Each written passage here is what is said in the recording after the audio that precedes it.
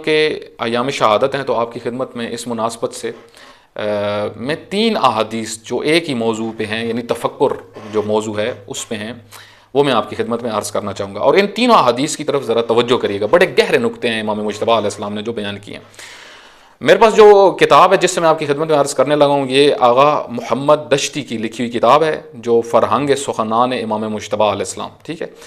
आगा मोहम्मद दश्ती रहमतुल्लाह अलैह जो एक बड़े बेहतरीन मुसन्निफ़ हैं, जिन्होंने नहजुल बलागा को भी बड़े ख़ास अंदाज से मुरतब किया है हरूफ के एतबार से, और इसी तरीके से तमाम तकरीबन आइमा के, जहाँ तक मेरा अंदाज़ा, क्योंकि ये कसीर किताबों के मुसन्निफ़ हैं।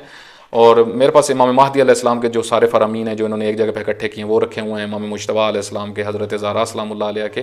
तो मेरा अंदाज़ा है कि दूसरे सब आइमा के मुताल्लिक़ भी है जो इन्होंने लिखा है। और कुछ अर्सा पहले जब मैंने इनकी बुक्स की तहकीक की थी तो ये काफ़ी किताबों का मुसन्निफ़ है। खूब, यहाँ पे इन्होंने जो ये अहादीस को इकट्ठा किया, इसमें जहाँ पे तफक्कुर का मौजू है उसमें 3 अहादीस ये लेके आए हैं। इमाम मुज्तबा अलैहिस्सलाम फरमाते हैं कि उसीकुम बितक़्वल्लाह व इदामत तफक्कुर, मैं तुम्हें तक़वा इलाही की नसीहत करता हूँ, ठीक है। सबसे पहले तक़वा इलाही की वसीयत, अल्लाह से तक़वा इख्तियार करो। व इदामत तफक्कुर, और हमेशा तफक्कुर को अपनी ज़िंदगी में रखो, इदामा रखो, मुसलसल रखो। ये नहीं कि कभी फ़िक्र करने वाले बन जाओ, कभी बिल्कुल बेपरवाह ना, मुसलसल फ़िक्र को अपनी ज़िंदगी में रखो।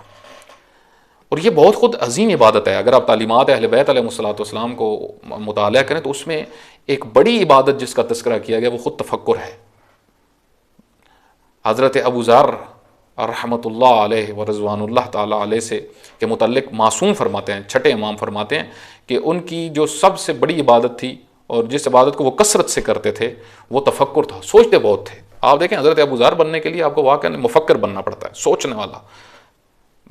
सोच के बहुत सारे फ़वाइद हैं जो आगे इसी हदीस में, आगे दूसरी हदीस में इंशाल्लाह मैं बयान करूँगा, जो इमाम ने जिस मौजू को बयान किया है।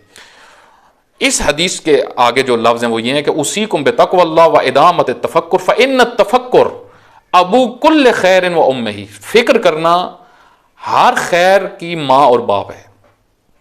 यानी जितनी आपकी ज़िंदगी में अच्छाइयाँ होती हैं वो फ़िक्र का नतीजा है। माँ बाप से बच्चे पैदा होते हैं ना, ठीक है। तो फ़िक्र को माँ और बाप की हैसियत हासिल है खैर के लिए। आप देखें, फ़र्ज़ करें ये जो सैलाब आया तो एक बड़ी तादाद ने खैर की, कुछ वहाँ पे चले गए, खिदमत अंजाम दे रहे हैं, कुछ ने पैसे भेज दिए, कुछ ने माली इमदाद किए, कुछ ने और चीज़ें भिजवा दी, कुछ ना कुछ भिजवाया। ये कौन थे जिन्होंने सोचा कि भाई हमारे साथ भी एक दिन ऐसा हो सकता है, हमारे ऊपर भी एक दिन ऐसी मुश्किल आ सकती है। अल्लाह के बंदे हैं, अगर हमने उनकी मदद ना की, हमारे मुसलमान भाई हैं, इंसान हैं, अगर हमने उनकी मदद ना की हो सकता है अल्लाह हमारी पकड़ कर ले। एक ये सोच है, ठीक है। कल हमारे पे भी ऐसे दिन आ सकते हैं और उससे सबसे बढ़ के हमने आखिरत में जो है हमें अजर मिलेगा, अजीम अजर मिलेगा अल्लाह की तरफ से जो इंसानियत की खिदमत करता है। ये सोच है। उस सोच का नतीजा क्या होता है? ये कार खैर होते हैं, ठीक है। लेकिन जिसके पास तफक्कुर का टाइम नहीं होता, जो आजकल मसरूफ़ दुनिया में देखे मोबाइल से हम हटते ही नहीं हैं, या जो है वो अपनी ज़िंदगी में इतने बिजी हो चुके हैं जिसकी वजह से हमारे पास सोचने का टाइम नहीं है। जब सोचने का टाइम नहीं है तो हम बहुत सारे कार खैर भी अंजाम नहीं करते, अंजाम नहीं हमसे पाते। उसकी वजह यही होती है। तो हर कार खैर का माँ और बाप सोचना है। दूसरी हदीस में इमाम फरमाते हैं अलैकुम बिल फ़िक्र, तुम्हारे लिए ज़रूरी है कि सोचा करो।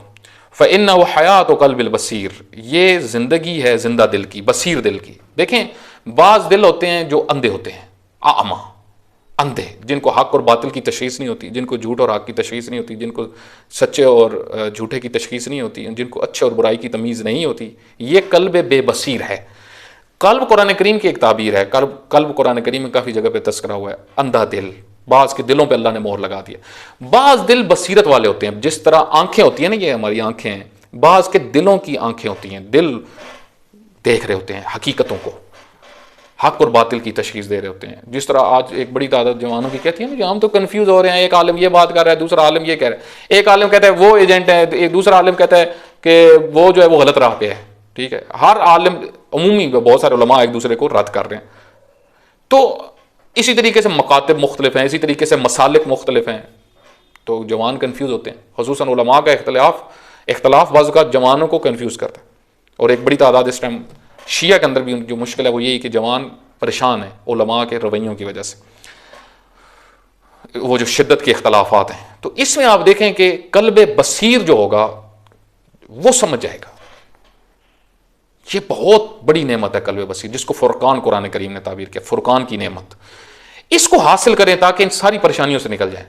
इसको हासिल करें, इसके लिए आपको क्या करना पड़ता है? फिक्र करनी पड़ती है, सोचें, गहराई में दीन को जाकर सोचें, अहले बैत के कलाम पे गौर करें, फिक्र करें, ये बहुत जरूरी है।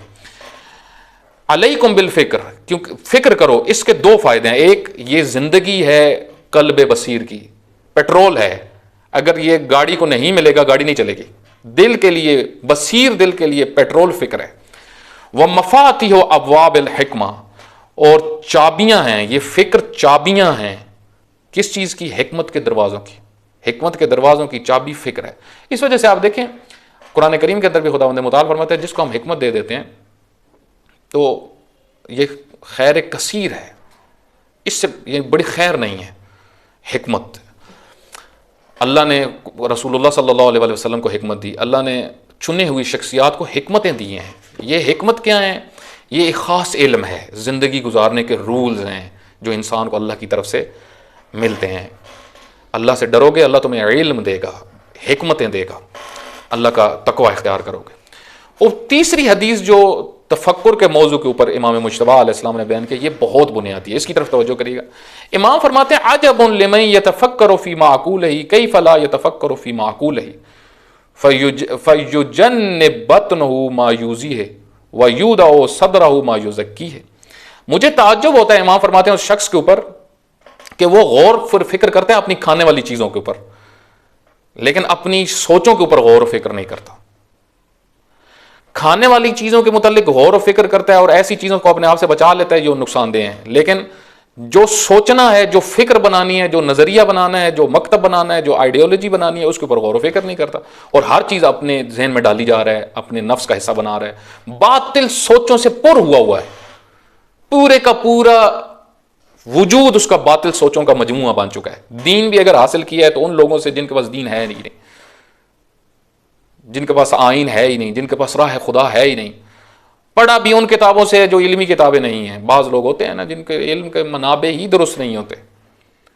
इस वजह से इमाम फरमाते हैं, मुझे ताज्जुब है जो खाने पीने की चीज़ों के ऊपर तवज्जो करता है कि ये नुकसानदेह है, ये मैं नहीं खाऊंगा, लेकिन सोच जो मर्जी, यूदअ सदरहु मा युज़क्कीहि, और अपने सीने को उसने बातिल मतालिब से पुर किया हुआ है, कोई परवाह ही नहीं है। आप देखें आज एक बड़ी तादाद इसी तरीके से है, दीन के मसले में कोई परवाह ही नहीं है। खाने पीने की चीज़ों के ऊपर इतनी, ये नहीं खाना, वो नहीं खाना, उस बेकरी से नहीं लेना, उस बेकरी से लेना है, उस दुकान से गोश्त नहीं लेना, उस दुकान से लेना है, ऐसे नहीं बनाना, ये ऑयल डालना है, वो नहीं डालना जी। ये सारी चीज़ों का, देसी मुर्गी को जी देसी ऑयल में बनाना है, ये सेहत के लिए बहुत अच्छा है। इतना ऑयल के मुतालिक दिक्कत, इतनी गोश्त के मुतालिक दिक्कत, इतनी जो है वो खाने पीने की चीज़ों के ऊपर कि मेरे शिकम में जो जा रहा है वो ऐसी चीज़ ना जाए जो मेरे लिए मुज़र हो। अलबत्ता बाज़ तो बेपरवाह होते हैं इस मसले में भी, जिस तरह हमारे यहाँ माहौल है कि जहाँ लाइन लगी होती है वहाँ हम खड़े हो जाते हैं खानों की भी, और ये नहीं पता कि वो मुज़र है। ये बाज़ लोग इन चीज़ों का भी ख्याल नहीं रखते, लेकिन उमूमी जो इंसान का मिजाज है कि इंसान जो है वो इन चीज़ों का ख्याल रखता है। ठीक है, तो इमाम फरमाते हैं, मुझे ताज्जुब है उस शख्स के ऊपर जो खाने पीने की चीज़ों के ऊपर तो तवज्जो रखे हुए है, लेकिन फ़िक्र कहाँ से ले रहा है, सोच कहाँ से ले रहा है, उसके ऊपर उसकी तवज्जो नहीं है। तो बस ये तीन फरामीन फ़िक्र के मुतालिक बड़े बुनियादी हैं। यहाँ से पता चलता है कि अहले बैत अलैहिस्सलातु वस्सलाम और इमाम मुज्तबा अलैहिस्सलाम के नज़दीक फ़िक्र, सोच, ये बहुत बुनियादी हैसियत रखती है। इसी वजह से वो मुल्ला रूमी के बकौल ना, ए बरादर तू हमान अंदीशे माँ बकी इस्तखानो रीशी, ए मेरे भाई तू वो ही कुछ है जो तेरा अंदीशा है, जो तेरी सोच है, बकाया तो तेरी हड्डियाँ हैं, ये गोश्त है, ये है। तो हमें आज सबसे ज़्यादा जिस चीज़ की ज़रूरत है वो ये कि हम दीन को गहराई से समझें, फिर ये सारी हमारी मुश्किलात हल हो जाएंगी जो हमें आज पेश आ रही हैं। खुदावंद मुताल हम सबको इमाम मुज्तबा अलैहिस्सलाम की सीरत तैयबा पे चलने की तौफीक